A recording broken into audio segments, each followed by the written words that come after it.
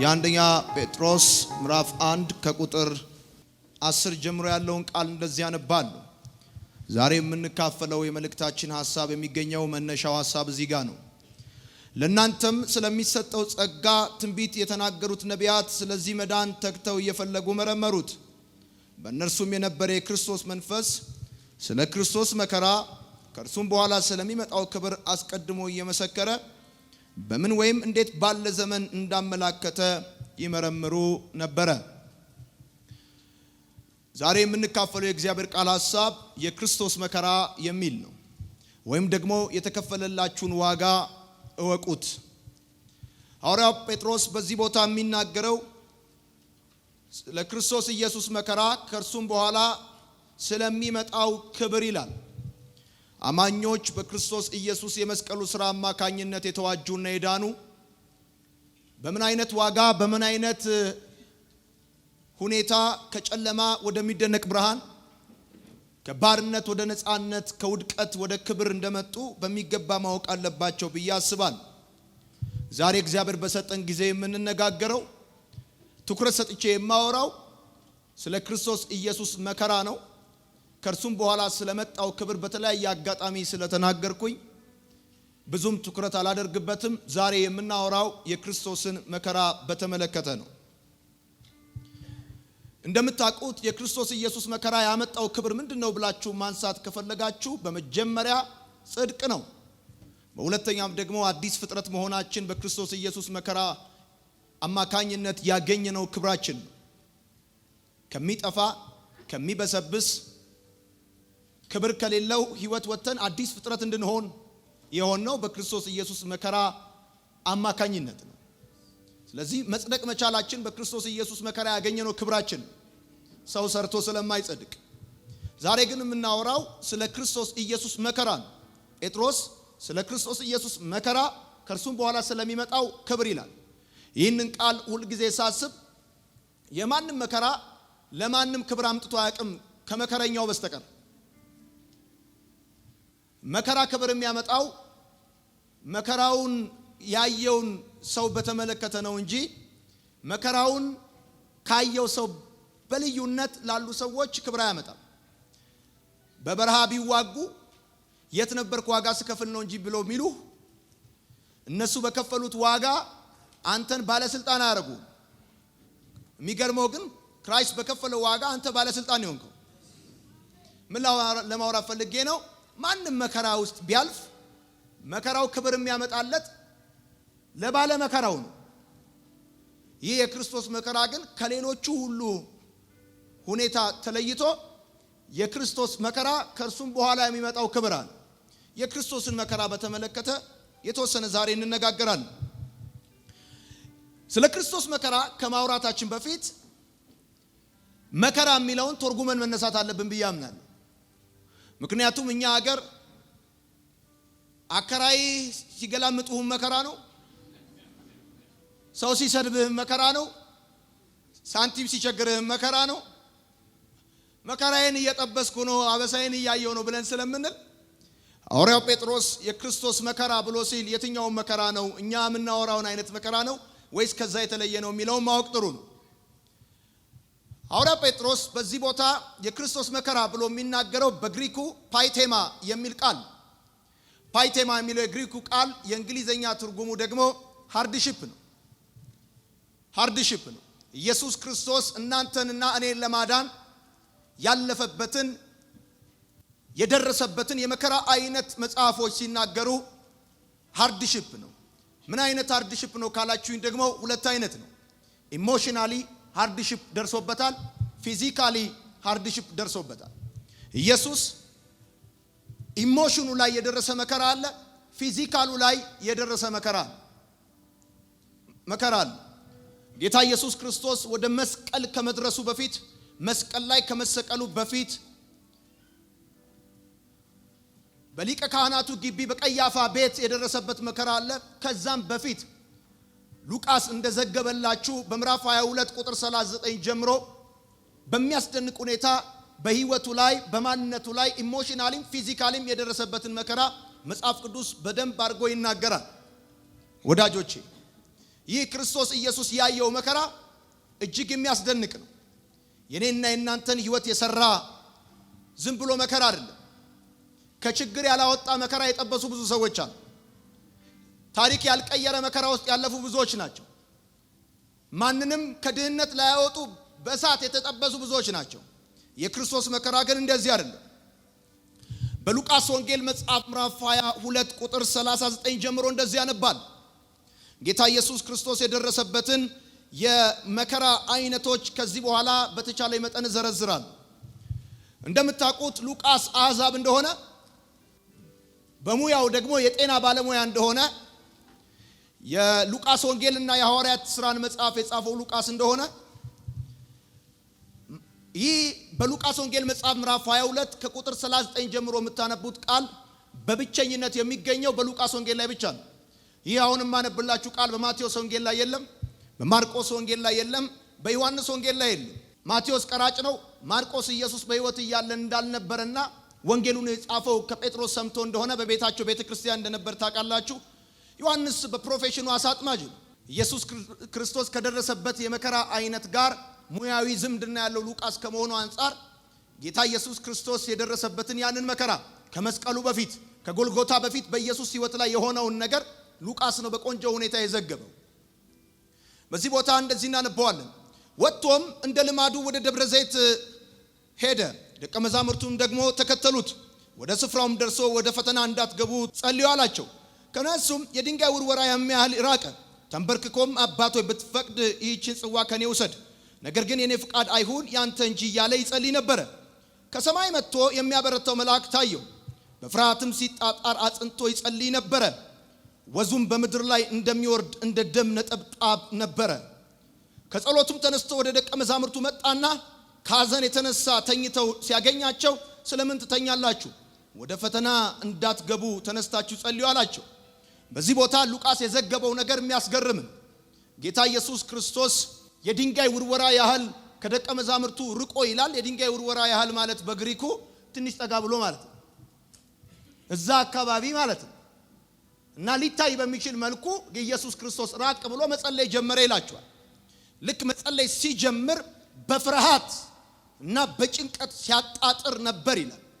ይሄ ፈራ የተባለው ኢየሱስ በጭንቀት ሲያጣጥር ነበር የተባለው ኢየሱስ ከተወሰኑ ምዕራፎች በፊት ታንኳ ውስጥ ተኝቶ ከታች ሆኖ ማዕበል ቢነሳ ያልፈራ፣ ተነስቶ ወጀቡን ገስጾት ንፋሱን ገስጾት ማዕበሉን ጸጥ ያደረገ፣ በየትኛውም ሁኔታ ፍርሃት አያውቀውም። እሱ የመከራውን ታላቅነትና ከባድነት የሚነግራችሁ ሳይገረፍ በፊት ነው።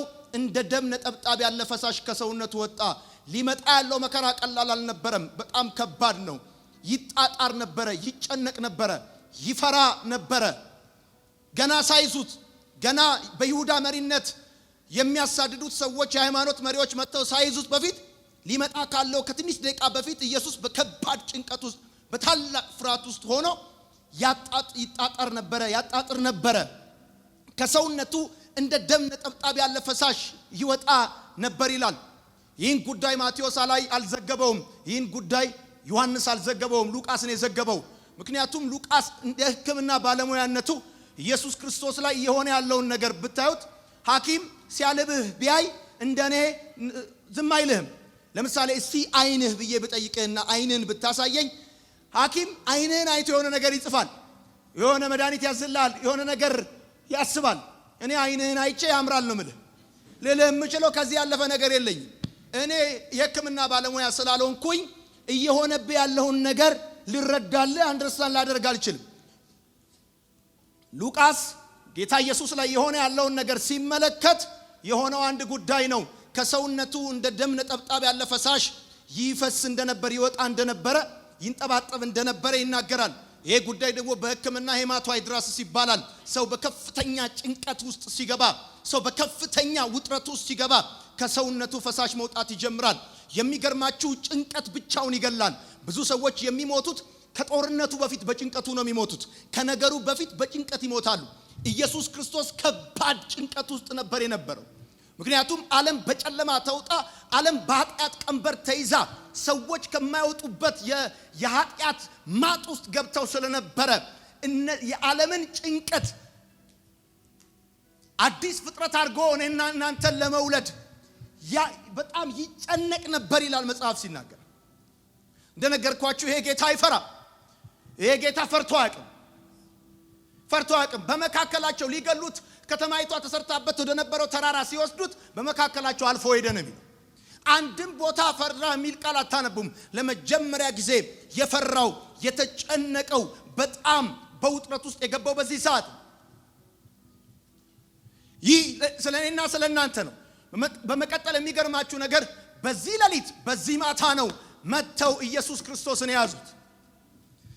እንደያዙት ጌታ ኢየሱስ ሲያዝ በሌሊት ነው። ስለዚህ ከያዙት በኋላ ወደ ሊቀ ካህኑ ግቢ ወደ ቀያፋ ቤት ነው የወሰዱት። ቀያፋ ቤት ወስደውት ኢየሱስ ሲያዝ እንቅልፉን አልተኛም። እንቅልፍ አለመተኛት በራሱ ራሱን የቻለ ትልቅ የጤና ቀውስ በሰው ላይ ያመጣል። በጲላጦስ እጅ ከመደብደቡ ከመገረፉ በፊት ቀያፋ ቤት አስገብተው ፊቱን በጨርቅ ሸፍነው ይመቱት ነበር ይላል መጽሐፍ ሲናገር። ሰው ራሱን እንዳይከላከል እጁን እንደዚህ አስረውት የትኛውም ስፖርተኛ የትኛውም ቦክሰኛ በቅድሚያ የሚከላከለው ሰው ፊቱን ከተመታ የቱንም ነገሩን መቆጣጠር አይችልም። ኢየሱስ ራሱን እንዳይከላከል እጁን ወደ ኋላ ጠፍረው አስረው ለዛውም ደግሞ ፊቱን በጨርቅ ሸፍነው ይመቱት ነበር ይላል። የሚመታው ደግሞ እንደኔ አይነት እጅ ሳይሆን ጠንካራ የሮማ ወታደር ነበር ይመታው የነበረው። ይሄ ብቻ አይደለም። ይሄ ጲላጦስ ጋር ከመሄዱ በፊት የሆነው ነው የምነግራችሁ። ቀያፋ ቤት ይዘብቱበት ነበር፣ ይተፉበት ነበር፣ በጥፊ ይመቱት ነበር። ማቴዎስ ሲዘግብ ስለ ኢየሱስ በጥፊ ይመቱት ነበር፣ ይተፉበት ነበር ይላል።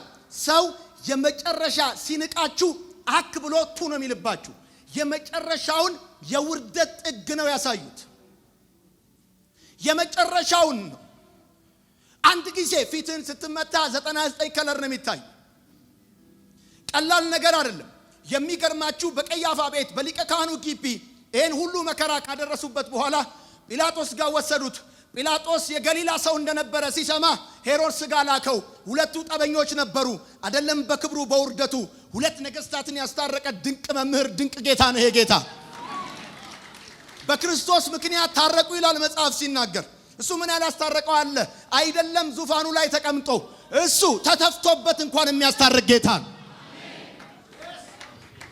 ከዛስ ወደ ጲላጦስ ሄሮድስ መለሰው። ጲላጦስም እንዲገረፍ አደረገው። በዛን ዘመን ሮማውያኖች ሰዎችን አሰቃይተው ይገላሉ። ሰዎችን በመስቀል ሞት ይገላሉ። በሮማውያን አገዛዝ ዘመን ሰዎች በመስቀል ሞት የሚሞቱት በ3 እና በ4 ደረጃ ላይ ያሉ ሰዎች ናቸው። በመጀመሪያው ዜጋ የሆነ በመስቀል ሞት አይሞትም፣ ባሪያ የሆነ ብቻ ነበር የሚሞተው። በሁለተኛ ደረጃ አማጺ የሆነ ሆን ብሎ ወይም ደግሞ ድንገት በመንግስቱ ላይ ያመፀ ነው በመስቀል ሞት የሚገሉት። በሶስተኛ ደረጃ ሎ ሲቲዝን የሚባለው ዝቅተኛው ማህበረሰብ ነው በመስቀል ሞት የሚቀጣው። እንደዛ ባለ የመስቀል ሞት ከሌሎቹ ሞት ሁሉ የሚለየው ከመገደል በፊት ትሰቃያል። ጌታ ኢየሱስ ክርስቶስ ከሌሎቹ በመስቀል ላይ በታሪክ ከተገደሉት ሁሉ ሰዎች በተለየ መልኩ እሱ ብቻ ነው መስቀሉን ተሸክሞ ወደ ጎልጎታ የወጣው። ከሱ በፊትም ከሱ በኋላም በመስቀል ሞት ሮማውያኖች የገደሏቸው መስቀላቸውን ተሸክመው አያውቁም። መስቀላቸው ተዘጋጅቶ ነው የሚጠብቃቸው። እሱን ግን የጎልጎታን ተራራ ተሸክሞ እንዲወጣ አድርገውት ነበረ። በመስቀል ሞት የሚገሉትን ሰው ሞቱ እንዲፋጠን ጉልበቱን ይሰብሩት ነበረ። እሱ ብቻ አይደለም፣ ወደ መስቀል ሞት የሚቀጣውን ሰው ከማውጣታቸው በፊት አንድ ነገር ያደርጋሉ። ይገርፉታል። ሮማውያኖችና የሮማውያን ወታደሮች ቅጣተኛውን ሞት የሚገባውን ሰው ለመግረፍ ደግሞ የሚጠቀሙት ከ2 እና ከ3 ቆዳ እንደዚሁም ደግሞ በላዩ ላይ አጥንትና ጠርሙስ ባለው ጅራፍ አማካኝነት ታቹ ላይ ጉጠት ባለው የጉጠቱ ርዝመት ከ13 ሴንቲ እስከ 18 ሴንቲ ድረስ ይደርሳል።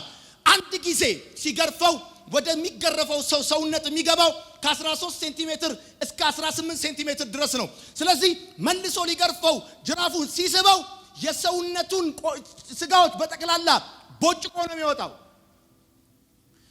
የውስጥ ያሉ ሴሎች ሁሉ ናቸው የሚታዩት። ሃፍ ዴድ ነው የሚያደርግህ። አይደለም መስቀሉ ጋር ሳትደርስ በፊት ገና ጅራፉ ብቻ ሃፍ ዴድ ነው የሚያደርግህ። ሐዋርያ ጴጥሮስ የሚያወራው ስለ ክርስቶስ ኢየሱስ መከራ ከሱም በኋላ ስለመጣው ክብር ይላል። አማኞች የዘላለም ሕይወት የተቀበሉበት አዲስ ፍጥረት የሆኑበት ከጨለማ ወደሚደነቅ ብርሃን የመጡበት ዋጋ መዳን በነፃ ቢሆንም ርካሽ ግን አይደለም። የዳንከው የእግዚአብሔር ልጅ ኢየሱስ በመስቀል ላይ በከፈለው ውድ ዋጋ ነው። ኢየሱስ ያድናል ያማልዳል ያልንበት ምክንያት ይሄ ነው። ይሄን ዋጋ ሌሎቹ አልከፈሉም። ይሄን ዋጋ ሌሎቹ አልከፈሉትም። ሌሎቹ ጸልየው ሊሆን ይችላል፣ ሌሎቹ ጾመው ሊሆን ይችላል። ይሄንን ግን ዋጋ የከፈለው የእግዚአብሔር ልጅ ኢየሱስ ብቻ ነው። አሜን ባል ወዳጆቼ፣ የተወደዳችሁበት ፍቅር ልዩ ነው። እናንተን የሰማይ ሲቲዝን ለማድረግ እሱ የመጨረሻ ወራዳው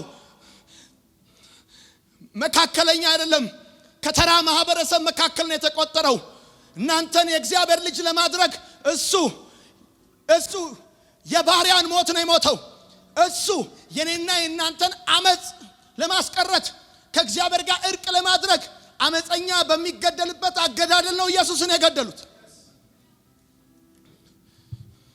ይሄ ጌታ ፈርቶ ማያቅ ጌታ ሊመጣ ያለው ጅራፍ፣ ሊመጣ ያለው ቁስል፣ ሊመጣ ያለው ግርፋት ቀላል እንዳይመስላችሁ። መጽሐፍ ሲናገር እንደዚህ ይላል፣ ኢየሱስን ደበደቡት፣ ኢየሱስን ቀጠቀጡት፣ ፊቱን ቀጠቀጡት። መጽሐፉ የሚለው እንደዚህ ነው፣ ሚስቼታ ነው የሚለው። ሚስቼታ ማለት ዳሜጅ ያደረጉት፣ ዲስፊገር አደረጉት ማለት ነው። ፊቱን ከመቀጥቀጡ የተነሳ የሚያቀው ሰው ባየው ጊዜ አያቀውም። ሌላ ሰው ነው ያደረጉት፣ ሌላ ሰው ነው የመሰለው። በኢሳይያስ መጽሐፍ ምዕራፍ 53 ሲናገር እንደዚህ ይላል፣ ባዩት ጊዜ ሰው ፊቱን የሚመልስበት አይነት ነገር ነው። መጥፎ ቁስል ስታይ መንገድ ላይ ወይ ሆስፒታል ይሄንንማ ላይም ብለህ ፊትን እንደምትመልስ ልክ እንደዛ ኢየሱስ ከደረሰበት መደብደብ የተነሳ ሰው የሚያቀው ምናልባት ከአገልግሎት ከመጀመሩ በፊት ገሊላ አካባቢ የሚያቀው አብሮ አደጉ ቢያየው አያቀውም። እንደዚህ ቢያዩ ይሄማ ኢየሱስ አይደለም ነው የሚለው። የሚገርምህ መልክ እንዲኖር፣ ታሪክ እንዲቀየር፣ ዕዳ እንዲከፈል የእግዚአብሔር ልጅ መልኩን አጥቶልሃል። አሜን ባል። ይሄ ወንጌል በኢትዮጵያ ምድር እንዲሰበክ አይፈለግም። ምክንያቱም ይሄ ወንጌል ያድናል፣ ይሄ ወንጌል ታሪክ ይቀይራል፣ ይሄ ወንጌል ቀንበር ይሰብራል። ይሄን ታሪክ ሊገዳደር የሚችል የሰው ታሪክ የለም። ይሄን ታሪክ ሊገዳደር የሚችል የሃይማኖት ታሪክ የለም። ኢየሱስ ትላንትናም ዛሬም እስከ ዘላለም ያው ነው። አሜን ባል።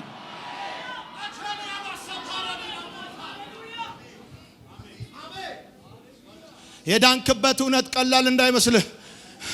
በነፃ ብድንም ባትከፍልም ገንዘብ ባታወጣም ምንም ነገር ባትጠየቅም ና ኢየሱስ ይወድሃል ወንድሜ፣ ጌታ ኢየሱስን ተቀበል የዘላለም ሕይወት ይኖርሃል ስትባል ምናልባት እዚህ ስትመጣ በደሳሳ ጎጆ ውስጥ የተቀበልከው፣ ብዙ ባለማረጎች በሌሉበት የተቀበልከው፣ ብዙ የሚታይ ነገር በሌለበት የተቀበልከው እሱ የዘላለም ዕዳህን የከፈለ ነው።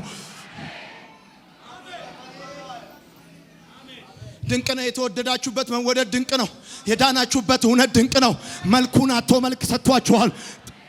ተዋርዶ አክብሯችኋል። ሃርድሺፕ ብቻ ለማፍሌክሽን ነው።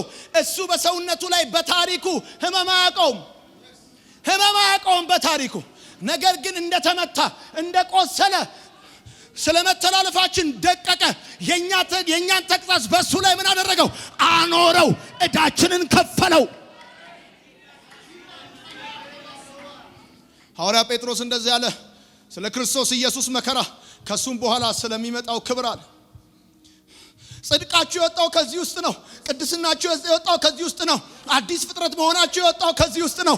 ስማ፣ ዝም ብሎ ፍሬ ከርሲኪ ከሆነ የሃይማኖት ተረት አይደለም የዳንከው። ዝም ብሎ አይደለም የዳንከው። አንተ እንደዛ አይደለም የዳንከው። የእግዚአብሔር ልጅ መልኩን አጥቷል። ባለብዙ ግርማ ፀሐይ እንኳን እሱን ታብራራው ዘንድ አትችልም። ከፀሐይ ይልቅ የደመቀ ነው። ወገቡን የታጠቀ እግሮቹ እንደ ጋለ ናስ የሆነ የእግዚአብሔር ልጅ ኢየሱስ ያድናል።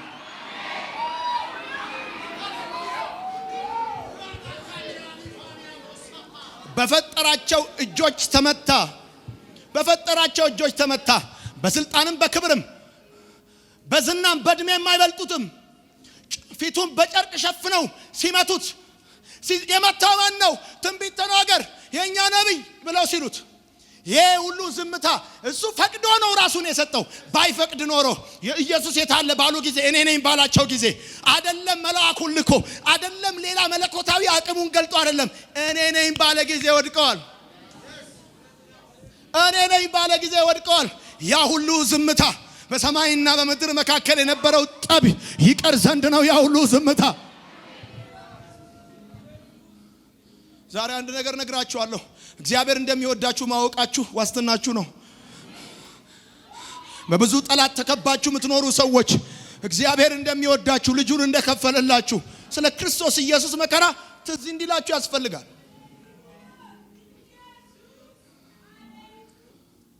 ስለ ወዳጆቹ ነፍሱን አሳልፎ ከመስጠት በስተቀር ከዚህ የሚበልጥ ለማንም የለውም እንደሚል መጽሐፍ የሕይወት ራስ ኢየሱስ ወንድሜ በሰልባጅ በፍርኖ ዱቄት በእንደዚህ የገባ ብለው የነገሩ ከሃይማኖት ቀንበር ተላቀ ከድቅድቅ ጨለማ ወጥተህ ወደ ሕይወት ብርሃን እንዳትመጣ አዳኝ ኢየሱስ ብቻ እንደሆነ እንዳታቅ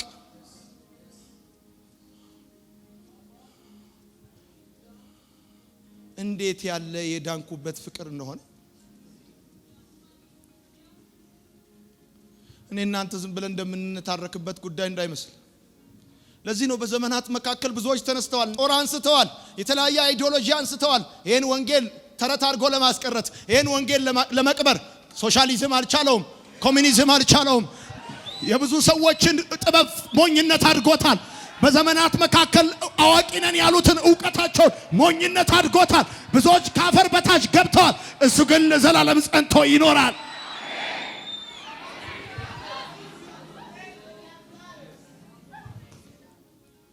ስሙኝ፣ ከሁሉ በላይ ከመስቀሉ በፊት በደብረ ዘይት ተራራ ላይ ጌታ ኢየሱስ እየጸለየ ባለበት ጊዜ ኢሞሽናሊ የደረሰበት መከራዎች ተጨንቆ ነበር ብያቸዋለሁ። ብዙ ሰዎች በጭንቀት ምክንያት አብደዋል፣ ራሳቸውን ከፎቅ ጥለዋል፣ ሞተዋል። ጭንቀቱ ደግሞ ተራ ጭንቀት አይደለም። ሰው ሲጨንቀው እንቅልፍ አይተኛም። ሰው ሲጨንቀው ከፍተኛ ኬዝ ላይ ነው ኢየሱስ የደረሰው። እሱ ብቻ አይደለም፣ የመጨረሻ ደግሞ በዚህ ሰዓት በዚህ አጣብቂኝ ሰዓት በጣም የሚቆዳህ ነገር አለ። ያ ምን መሰለህ? ወዳጅ ወንድም ስሞ ሲሸጥ በወዳጅ መከዳት ደርሶበታል። የዳንኩበትን መለኮታዊ እውነት ባገኘሁትና ባጣሁት አንጻር አላነጻጽረው። በዚህ ምድር ይሆናሉ ብዬ ከጠበቅኳቸው ነገሮች ውስጥ ሁሉም እንኳን ባይሆን ይህን እውነት ሊያስረሳ ይህን እውነት ሊያጣጥል የሚችል ምድራዊ ጥያቄ ምድራዊ ፍላጎት የለኝም።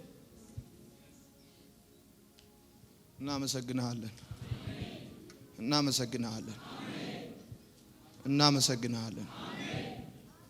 አንተን ከመቀበላችን አንተን ከማመናችን በፊት የዛሬ 16 እና 20 ዓመት ፎቶዎቻችን ይናገሩ። ለጓደኝነት ማንፈልግ ውዳቂዎች ነበርን። ይናገሩ። ትላንትናዎቻችን ይናገሩ። ጠረናችን የተቀየረው፣ መልካችን የተቀየረው፣ ህይወታችን የተቀየረው ባንተ ነው። የእግዚአብሔር ልጅ ባንተ ነው። እናመሰግናለን። ከሰው ተርታ የተመደብነው ባንተ ነው። አናልፋቸውም ያልናቸውን ቀናቶች ያለፍነው ባንተ ነው። አንተ ከሐሩሩ ጥላ ነህ፣ በጨለማ ብርሃን ነህ። አንተ የህይወት ጥማት እርካታ ነህ። አንተ እናመሰግናለን። የተሰራልን ስራውን ብቻውን ይበቃል ጌታዬ። የተሰራልን ስራ ብቻውን ይበቃል። የተሰራው ስራ ብቻውን ይበቃል። የመስቀሉ ስራ ብቻውን ይበቃል።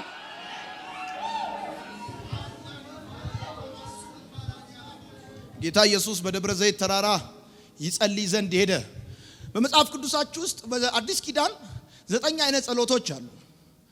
ከ9ኙ ጸሎት ይሄ አንዱ ራስን የማስገዛት ጸሎት ነው። እናንተ ደካሞች ሸክማችሁ የከበደ ወደ እኔ ኑ እኔም አሳርፋችኋለሁ እንደሚል ሰው ያረፈ ሰው ይፈልጋል እንጂ የደከመው ሰው አይፈልግም። ማንም ቢሆን ያማረበትን ሰው ይፈልጋል እንጂ የደከመውን ሰው አይፈልግም። ከነ ሸክማችሁ የጠራችሁ ጌታ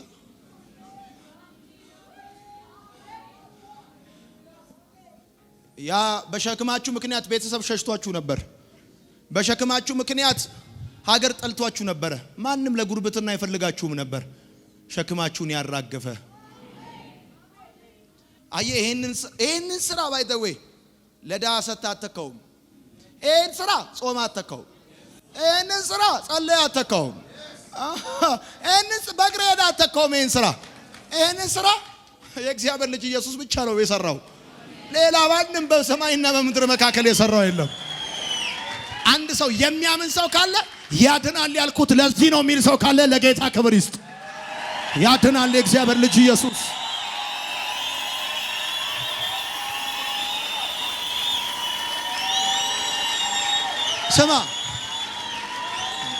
ስማ ማምለክ ስጀምር ኖርማል የማልሆነው ንቅም ሆነው ያደረገልኝን ነገር ሳስብ ፕሮቶኮልን የማልጠብቀው ለዚህ ነው። አንተ ስማ የትኛውም የፈለከው ካቲካላ የፈለከውን አተላ ቢደፉብን ከቸርችም ማንቀረው ለዚህ ነው። የተደረገልንን እናውቃለን።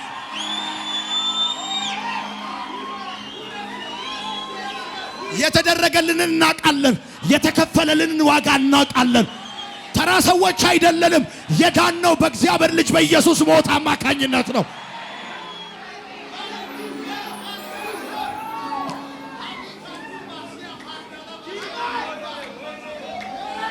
ኢየሱስ ያድናል። ኢየሱስ ያድናል። አንድ ጊዜ ድምጻችሁን ከፍ አድርጋችሁ ኢየሱስ ያድናል በሉ። ኢየሱስ ያድናል። ድገሙና አሁንም ኢየሱስ ያድናል በሉ። ኢየሱስ ያድናል። ድገሙና አሁንም ኢየሱስ ያድናል በሉ። ኢየሱስ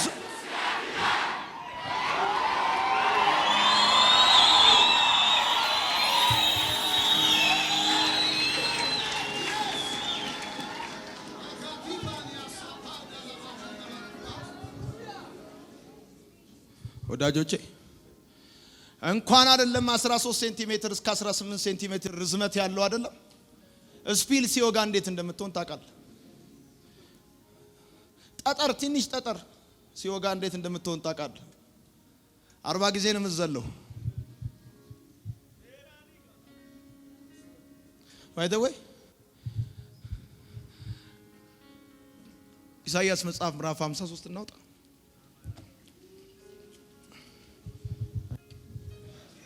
ይሄ ተረት አይደለም። እንደዚህ ይላል ኢሳይያስ 53 የሰማነውን ነገር ማን አምኗል? የእግዚአብሔር ክንድ ለማን ተገልጧል? በፊቱ እንደ ቡቃያ ከደረቅ መሬት እንደ ስር አድርጓል። መልክና ውበት የለውም፣ ባየነው ጊዜ እንወደው ዘንድ ምግባት የለውም። የተናቀ ከሰውም የተጠላ የሕማም ሰው ደዌንም የሚያውቅ ሰውም ፊቱን እንደሚሰውርበት የተናቀ ነው። ሰውም ፊቱን እንደሚሰውርበት በስማም ይሄንንም አታሳየኝ እንደምትለው ልክ እንደዛ ደዌን የሚያውቅ ነው አለ። እሱ ከመገረፉ በፊት ከመያዙ በፊት ደዌ ያውቀው። እሱ ፍጹም ጤነኛ ነው። ፊቱን የሚሸፍኑበት አይነት ነገር ነው። ይሄው እኔን ሰው ላይ የኔ ጌታ እንድታይለት ነው። ተጨነቀ። ቆይ ከዛ ቁጥር 4 እንደዚህ ይላል በእውነት ደዌያችንን ተቀበለ ሕመማችንም ተሸክሟል። እኛ ግን እንደተመታ በእግዚአብሔር እንደተቀጸፈ እንደተቸገረም ቆጠር ነው። እርሱ ግን ስለ መተላለፋችን ቆሰለ፣ ስለ በደላችን ደቀቀ። የደህንነታችንም ተግሣጽ በእርሱ ላይ ነበረ፣ በእርሱም ቁስል እኛ ሁላችን እንደ በጎች ተቅበዝብዘን ጠፋን። ከኛ እያንዳንዱ ወደ ገዛ መንገዱ አዘነበለ። እግዚአብሔርም የሁላችንን በደል በእርሱ ላይ ምን አደረገ? አኖረ። ተጨነቀ፣ ተሰቃየም፣ አፉን ግን አልከፈተም። ለመታረድ እንደሚነዳ ጠቦት በሸላቶቹ ፊት ዝም እንደሚል በግ እንዲሁ አፉን አልከፈተም። በማስጨነቅና በፍርድ ተወሰደ። ስለ ሕዝቤ ኃጢአት ተመትቶ ከሕያዋን ምድር እንደተወገደ ከትውልዱ ማን አስተዋለ? ከክፎችም ጋር መቃብሩን አደረጉ፣ ከባለጠጎችም ጋር በሞቱ ሆኖም ግፍን አላደረገም ነበር፣ በአፉም ተንኮል አልተገኘበትም ነበር። ይኸውልህ ምዕራፍ 52 ቁጥር 14 ጋር ደግሞ ሂድ። እነሆ ባሪያዬ በማስተዋል ያደርጋል ይከብርማል፣ ከፍ ከፍም ይላል፣ እጅግ ታላቅም ይሆናል። ፊቱ ከሰዎች ሁሉ ይልቅ መልኩም ከሰዎች ልጆች ይልቅ ተጎሳቅሏልና ብዙ ሰዎች ስለ አንተ እንደተደነቁ እንዲሁ ብዙ አሕዛብን ያስደንቃል። ያልተነገረላቸውንም ያያሉና ያልሰሙትንም ያስተውላሉና የፈለኩት ፊቱ ከሰዎች ሁሉ ይልቅ መልኩም ከሰው ልጆች ይልቅ ተጎሳቁሏልና ስለ ኃጢአት መስዋዕት አደረገዋል። አንዳንድ ሰዎች የጌታ ኢየሱስ ክርስቶስን ሥራ በምድር እያለ ብቻ ነው የሰራ ይለዋል። ወደ ሰማይ ሄዷልና ሊወስዱ ሥራው አንተ የግል ጠይቃችሁ እበሉ ሲም ካርድ ያላችሁ ሰዎች እጃችሁን አሳዩ። ሲም ካርዳችሁን አንዴ ቴሌ ከወሰዳችሁ በኋላ በየጊዜው ለመደወል ስትሉ ቴሌ ትሄዳላችሁ? ይሄዳችሁ ታስፈቅዳላችሁ? አታስፈቅዱ። አንተ አንድ ጊዜ ሲሙ ብቻ ይኑር እንጂ ከዛ በኋላ ባላንስን ጠብቀ መሄድ ነው። አንዴ በክርስቶስ እመን እንጂ ከዛ በኋላ ባላንስ ጠብቀ መኖር።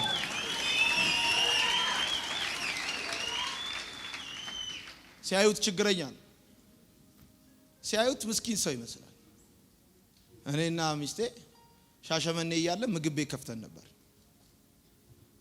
ከፍተን ነበር እና ጓደኞቼ ለመብላት ሲመጡ ከቸርች እንደመጣው ያስተናግዳቸዋል። ምን ልታዘዝ እላቸዋለሁ። አልጫ፣ ቢጫ፣ ቀይ፣ ሰማያዊ ያለውን ነገር ነግራቸዋለሁ። እጄን ወደ ኋላ አድርጌ ምን ልታዘዝ እላቸዋለሁ። እኔ በታዘዝኳቸው በዛው ሰዓት የቤቱ ባለቤት ነኝ።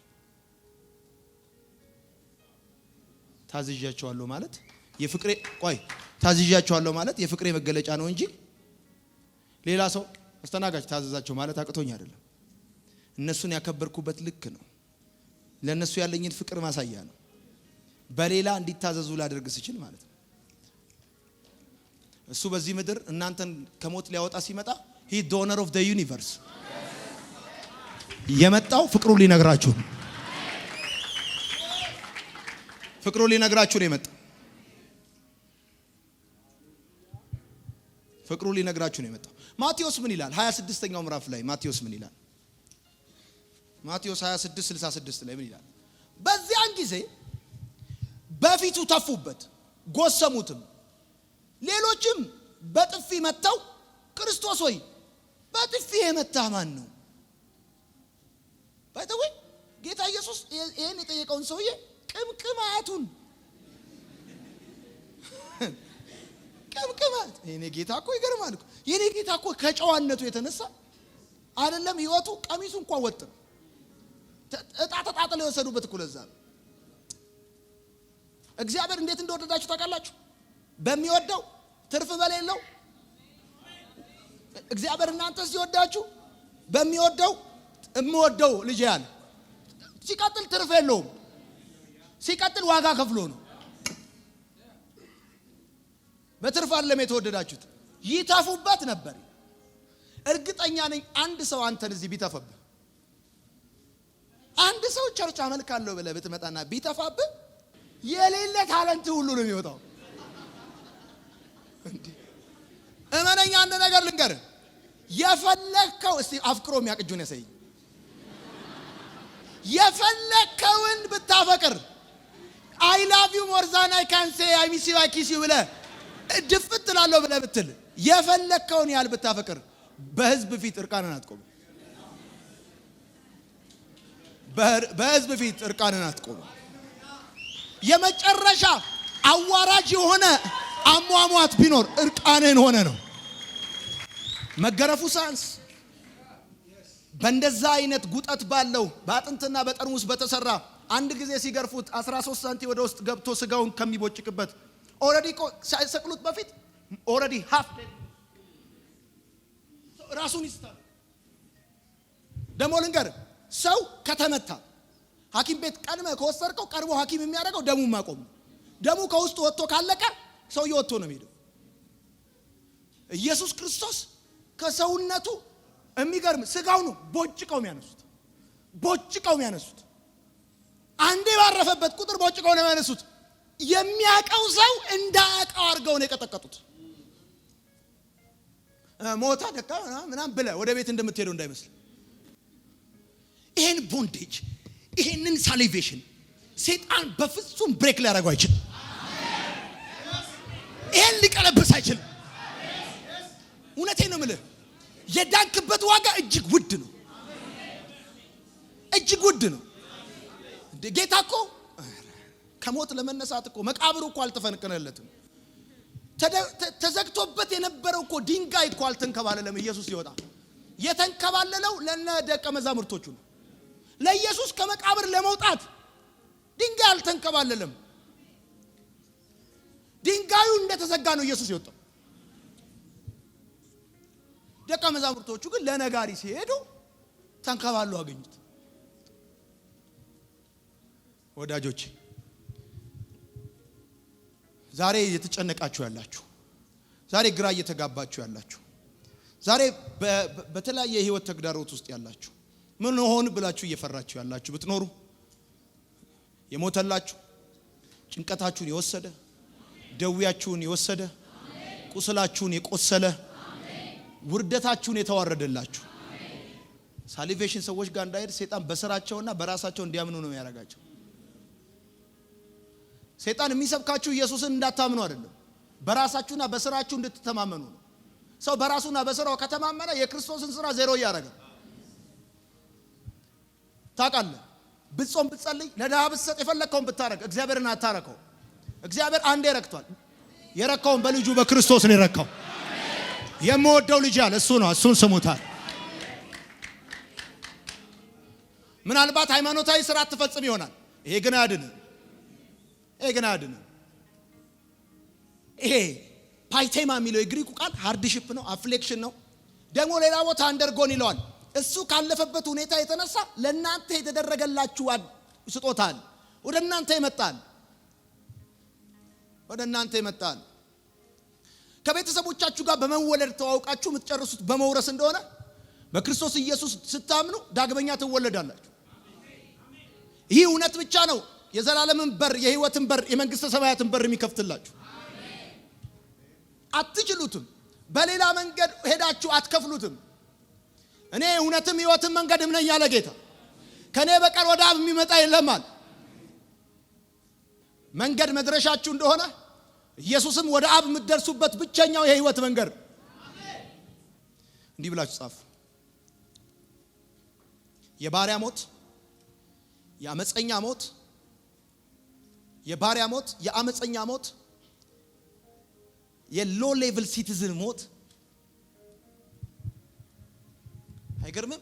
በኃጢአት ምክንያት ክላስ አተን ስለነበረ አሕዛብ በተለይ እኛ እኮ ምን ገርምነን፣ እኛ እኮ ባይሁዶች እንደ ድንጋይ ምን ቆጠርነን፣ እኛ እኮ ባይሁዶች እንደ ውሻ ምን ቆጠርነን። አይሁዶች እኮ ባሪያውን በጥፊ መቶ እጁ ነው የሚታጠበው። ዮሐንስ እንኳን ከነዚህ ድንጋዮች እግዚአብሔር ልጆች ሊያስነሳ ይችላል ብሎ ሲል አሕዛብን ነው። ከሩቅ ሀገር እጣን ይዘው ከርቤ ይዘው ከሩቅ ሀገር ከብት ዋኖስ ምናምን በግ ይዘው መጥተው ወደ ውስጠኛው አደባባይ እንኳን አይገቡም። ከውጭ ነበር የሚቆሙት። ገብተው ቢገኙ ይገደሉ ነበር። ኢየሱስ የሎ ሌቭል ሲቲዝን አሟሟት የሞተው የተናቀ የተጠላ እንደዚህ አይነት አሟሟት የሞተው ነበረ። የዓለም ስርዓት በኃጢአት ምክንያት ሰዎችን ዲስክሪሚኔት ያደረገ፣ ሌሎችን እንደ እንስሳ ይቆጥር ስለነበረ ይህን ስርዓት ለመስበር አይደለም እንደዚህ አይነት አሟሟት። ሰው ሆኖ መወለድ ብቻ መለኮት ይበቃው ነበር። ሰው ለመሆን እንኳን ክብሩን ለቋል። ከእግዚአብሔር ጋር የነበረው መስተካከል እንደመቀማት አልቆጠረም። ወንድሜ አይደለም ከሰው በታች ሆነ መሞት አይደለም፣ ሰው መሆን ራሱ ለመለኮት የመጨረሻ ውርደት ነው። በመከራው የእግዚአብሔር ልጅ ተሆን ዘንድ ስልጣን የሰጠ ኢየሱስ ብቻ ነው። የክርስቶስ መከራ አለ ከሱም በኋላ ስለሚመጣው ክብር።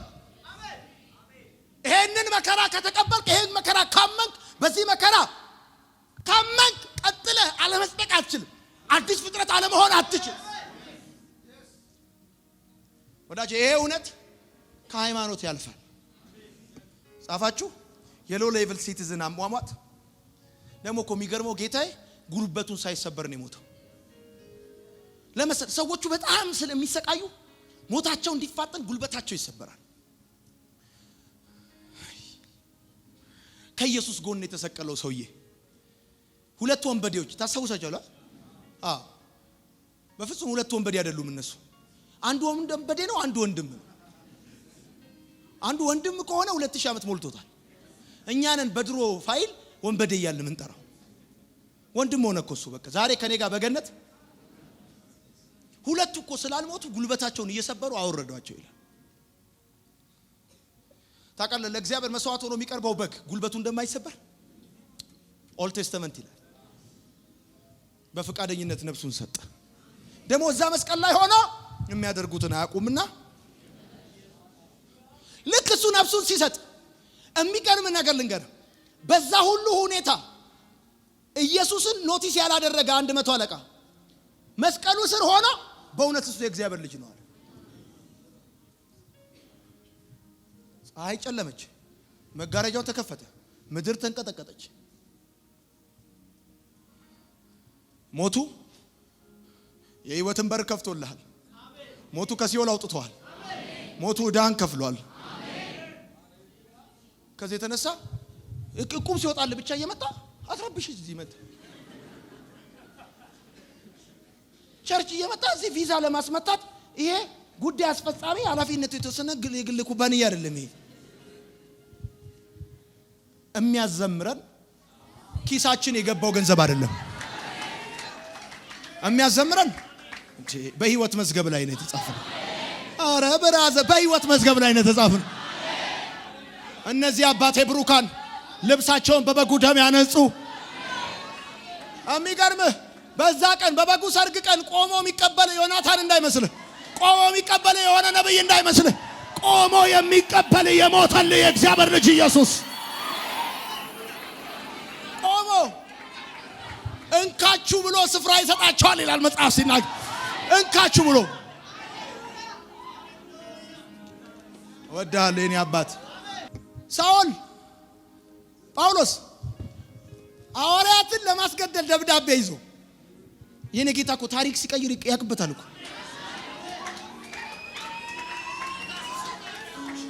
ደብዳቤ ይዞ ሳኦል በተጠጋ ቁጥር ሐዋርያት ይጨነቃሉ። በተጠጋ ቁጥር ደማስቆ እስኪደርስ ጸጥ ብሎት። እኔ ግን የምጠይቀው ሳኦልን ያቺ ሐዋርያትን ለማስገደል ለማስያዝ ያጻፍካት ወረቀት ግን የት ሄደች? አንዳንዶቻችሁ ታሪካችሁን ሲቀይር ሹመት ሲሰጣችሁ ከአሳዳጅነት ወደ ሐዋርያነት ሲቀይራችሁ፣ ስማኝ ከእጅክ ላይ አመጻ አልጣልክም። ከእጅክ ላይ አመጻ ከና አመጻ እቃህ ነው በመንገድክ ላይ መጥቶ ጣልቃ ገብቶ እጅ ከምን ሳይል። በእኛ ሀገር ለሹመት እጅ ከምን ይባላል፣ ለጥሪ እጅ ከምን ይባላል። እጅ ከምን ብሎ ሳይል እጅህን ሳይ ኪስህን ሳይ ታሪክ ዋላ ታሪክህን ሳይ ህይወትን የቀየረ የእግዚአብሔር ልጅ ኢየሱስ የተባረከ ይሁን። ስንቱን መሰለ ታሪክ የሌለውን ባለ ታሪክ ያደረገው ጌታ ሸልሞ ሰላልሞ በወግ በማዕረግ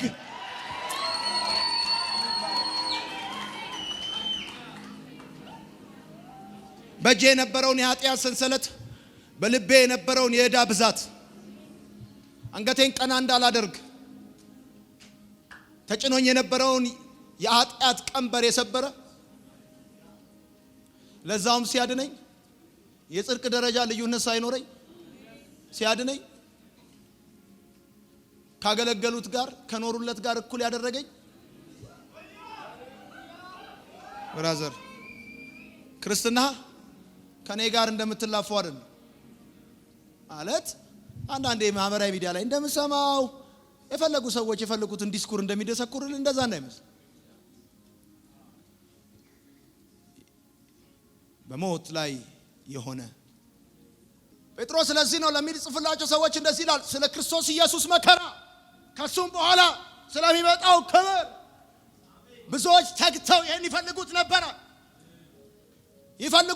ይሄንን ወዳጆቼ ኢየሱስን በመቀበላችሁ በማመናችሁ አልከሰራችሁም።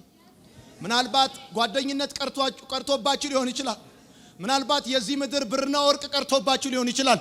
ምናልባት የዚህ ምድር ነገር ቀርቶባችሁ ሊሆን ይችላል።